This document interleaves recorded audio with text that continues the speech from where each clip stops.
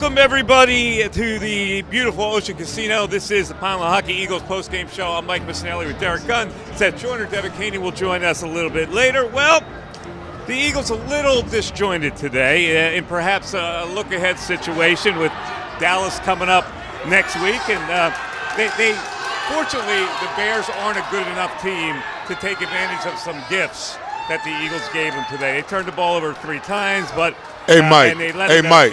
it- Mike. Hey, Mike, right here, What? sitting next to you. What? You got a break, man.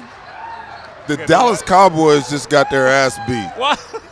They just lost in What? overtime. Hey, How listen. can they ruin my open like that? I know you got an opening going on, but listen, okay?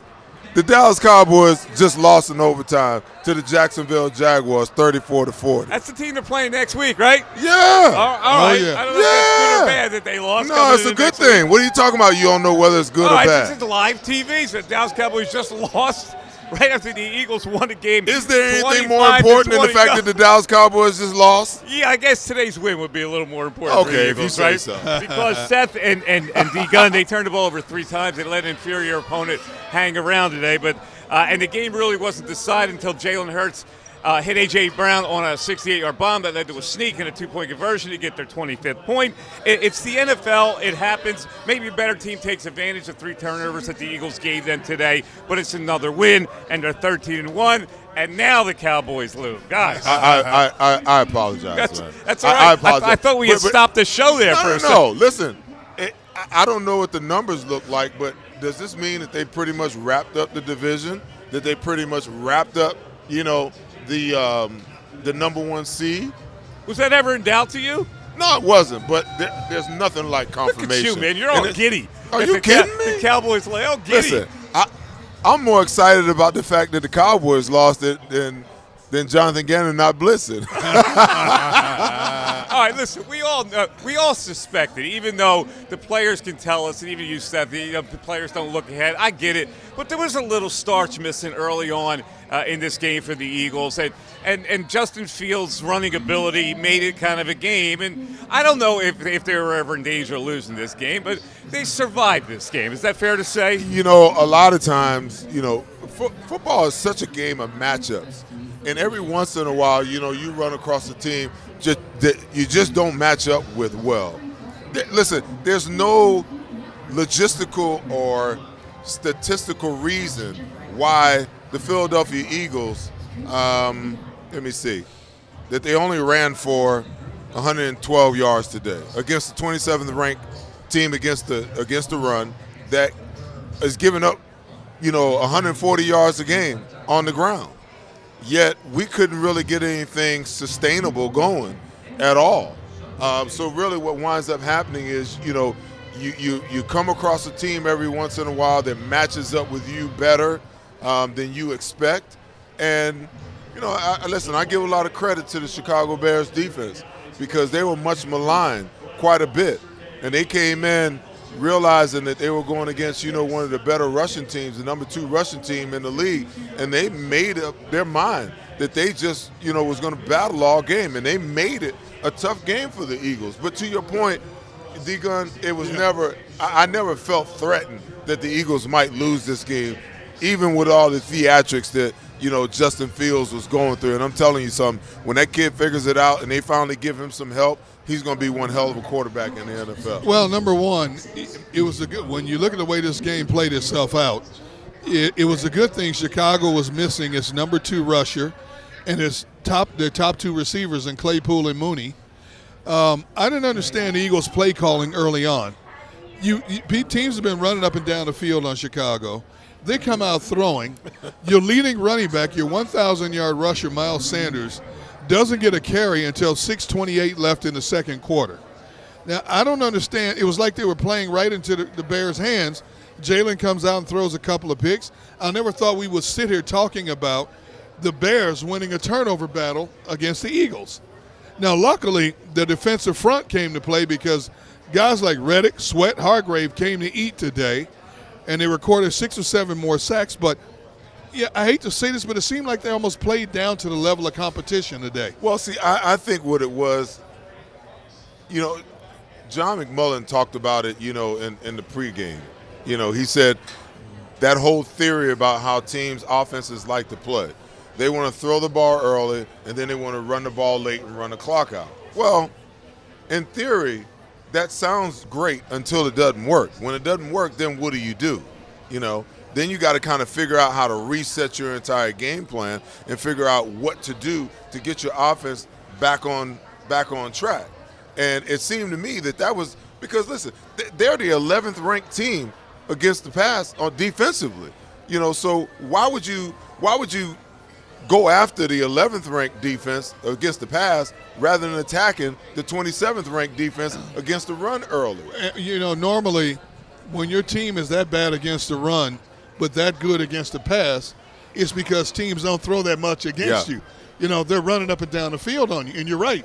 I thought Sirianni and Steichen were basically playing right into Chicago's hands in a lot of ways, made this game a lot closer than it should have been. However, the beauty of this game, even though we look at it, we go, boy, it was kind of disjointed. We don't know what they were doing out there. They wound up with 427 total yards. Yes. 315 through the air. A.J. Brown with 181, Devontae with 126. They both had monster long plays, a 68 and a 45-yarder. So they did bust those plays on them, and they did get 6 sacks. So we look at the good. We look at this team, and we go, wow, they should have manhandled a bad team. At the end of the day, their numbers turned out to be fairly good. Well, no question about it. But here's the thing. I think the play of the game, 3rd and 6, Hurts goes up top, hits AJ on that 68-yard bomb. Now, what if it's underthrown, or what if he dropped it? Now you're talking about 4th and 6. They punt the ball, possibly give the ball back to Chicago. A little bit different game, even though Chicago has no weapons basically. But the way this game played itself out, if you let a weak team think they can beat you, sometimes they will. But luckily they hit that play. They get the touchdown, the 2-point conversion, and you just knew there's no way Chicago's coming back from that. Listen, I just don't. I don't believe that they thought that they could lose this game, and that was their mindset and how they actually called the game. Now, Mike, you can talk about the numbers, but realistically, the Eagles didn't get a whole lot going into the second half, and I wish I had the numbers. I'm going to start tracking it, by halves so that we can see what their numbers look like in the first half and what they look like in the second half, because all the hay that they made in this game, in the passing game, was in the second half. Now, Devontae Smith had a big first half, but they didn't score a whole bunch of points in the first half. It wasn't until the second half when they really opened it up, now all of a sudden, you started putting some points on the board. You really started moving the ball, in a concerted effort, in an overall effort with everyone involved, so much more so. And listen, they got to figure out a way, man, to get Quez Watkins some touches beyond just them damn bubble screens and those little jet sweeps. Because if you don't have Zach Pascal in the game and you don't have Dallas Goedert in the game, you just don't have the blocking that's necessary. Those plays, more times than not, wind up being losses. The only one that was a great positive was the 3rd down or the 4th down play where they threw it out there to Devontae, and he had like a caravan, and he got kind of wrapped up in the cocoon, and they just carried him, for the first down. But with Quez, man, he had 4 catches for 6 yards today. He's got too much talent for that, man. There's a sequence in the first half that I thought was really key that we have to kind of look back at and decipher. The Bears had the lead in this game early, and the Eagles were slogging along. It was 6-3, and then they got a turnover, which gave them the ball at the Eagle 25 after Jalen got picked. They stoned them there, which was they turned that into a 4th and 27, and the Bears had to take a penalty and punted in that situation. And then the Eagles came back and took a 10-6 lead to go into halftime. I think that was a very important part of that game where the Bears could have actually gone up 13-3 there. Well, both of those turnovers in the first half, they didn't get any points off of it. It wasn't until the missed field goal after halftime, Jake Ellis, where they actually got some points. But listen, you got to give the defense a lot of credit because, they held it down. Usually in a situation like this where you turn the ball over as much as we turned it over today, the same thing, the same result was, in the Washington game. So we got to figure out, how to rectify that. Jalen throws two interceptions. Miles puts it on the ground. You know, a lot of times you don't overcome that. Against better teams, you don't overcome that. So I hope that they can rectify their turnover issues, you know, because your defense isn't always going to be able to bail you out like that, especially on a short field. When you're playing against a high-powered offense that has plenty of weapons, they'll make you pay in those situations. Well, you were talking about the halftime stats, Seth.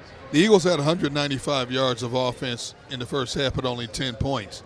They turned the ball over twice, which kept Chicago in the game. Chicago had the time of possession 21-10 to 8:50. First down, Chicago 10-7. Rushing yards, Chicago 117, Eagles 56. And that was Justin Fields mostly. That was mostly Justin Fields. He had 71 yards in the first half. And then in the red zone, the Eagles were 0 for 1, Chicago 1 for 2. So basically, it was like the Eagles let Chicago hang around and let them hang around and made this game a lot more entertaining than it should have been. And the crazy thing is Devontae Smith, I think, had like 104 yards receiving in the first half. 3 catches for 104 in the first half.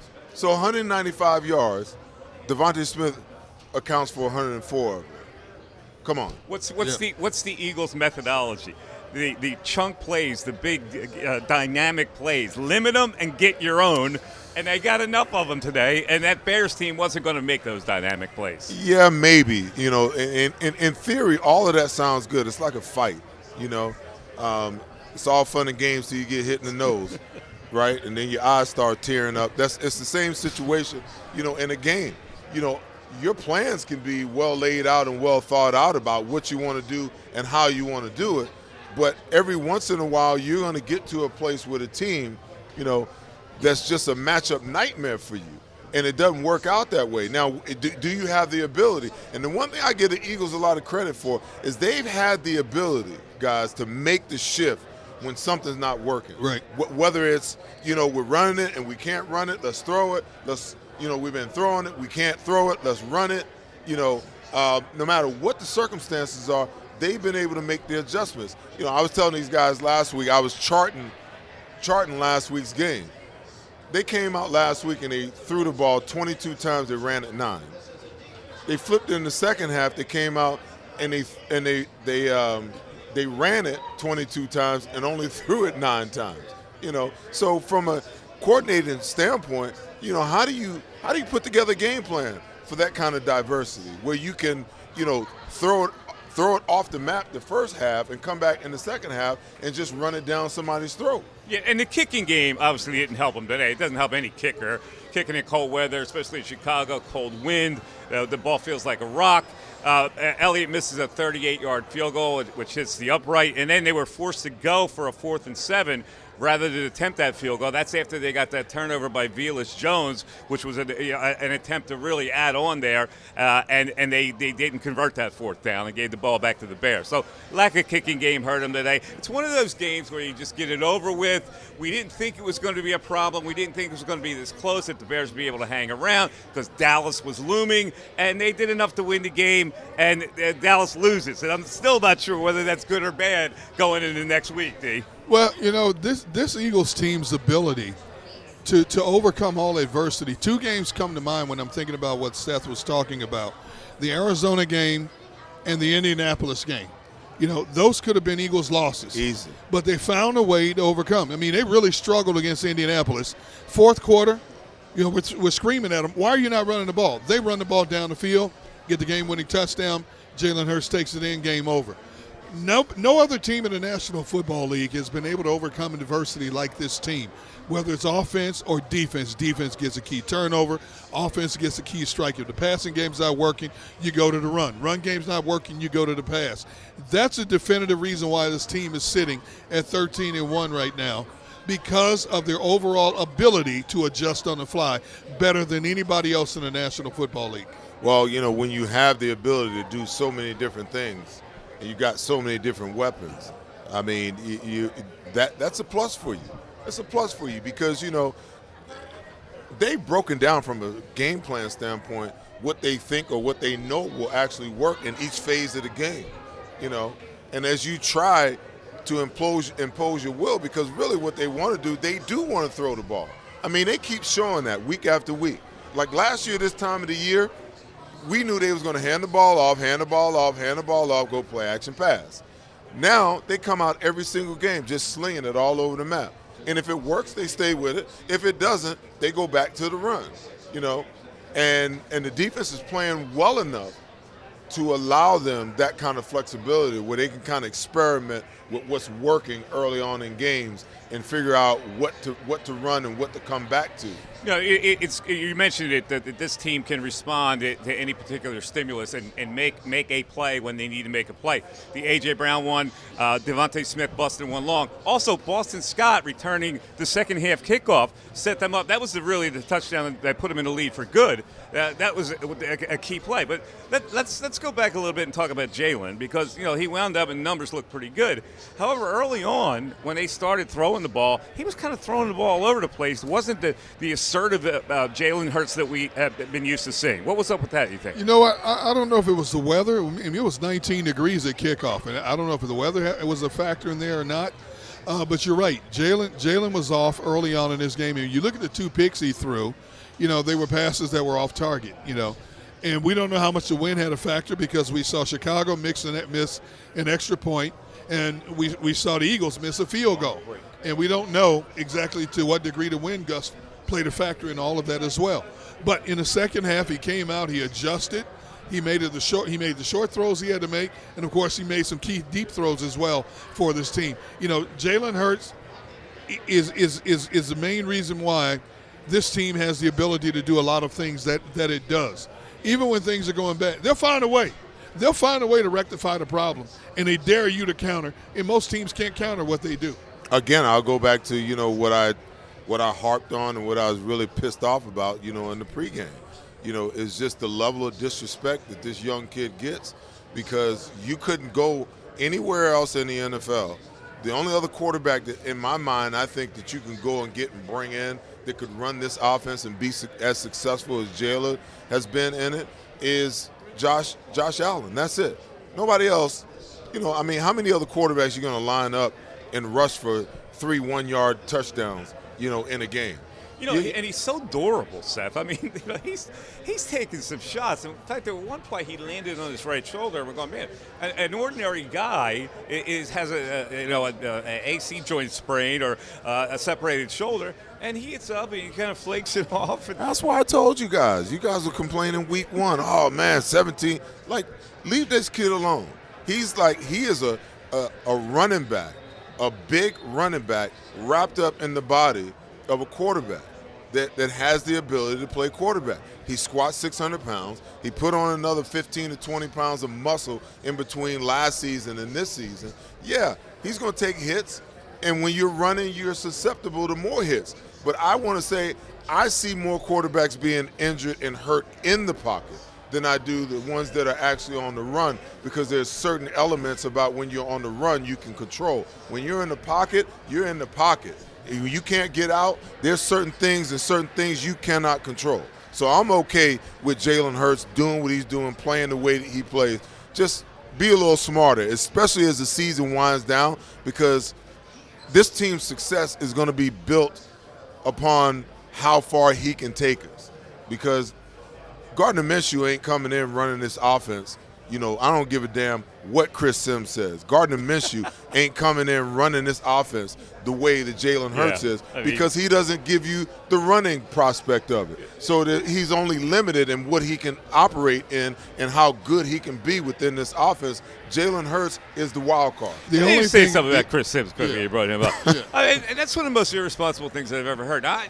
He should know better. I mean, he played in the league a little bit, but the hatred he has for Jalen Hurts is almost silly now for what he said about him this week. It's not just Chris Sims. There's still a lot of these national pundits that refuse to give Jalen Hurts his credit for what he's been able to do and what he's overcome and how much he's improved as a quarterback. He took it to another level, saying that any quarterback could do what Jalen Hurts is doing. And you would think that because he played the position, mediocre at best when he was in the National Football League, he would have a little bit different perspective on that and would word himself. I'm glad you said it and I didn't have to. I've been biting my tongue all week. I'm glad you said it and I didn't say it. What's that? You just said it. Mediocre at best. Well, Immediate, but you're right. You have to choose your words more wisely, especially when you play their position.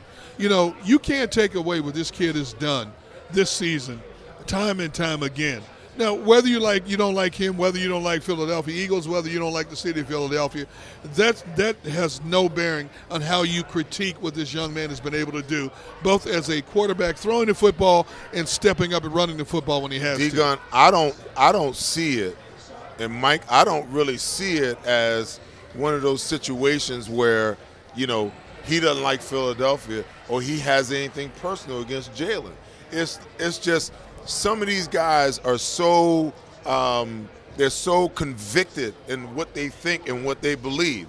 Oh, Jalen Hurts can't do this. He can't be that. He can't be that. So now that he's proven them wrong, instead of them raising their hands and saying, hey, I got it wrong, this is phenomenal what this kid is doing, what do? They sit there and they pile on. They double down. And it makes no sense to me whatsoever. To me, that's the essence of really what it is, that he doesn't want to give him credit and just admit that he was wrong. Listen, it's silly. So let's go to a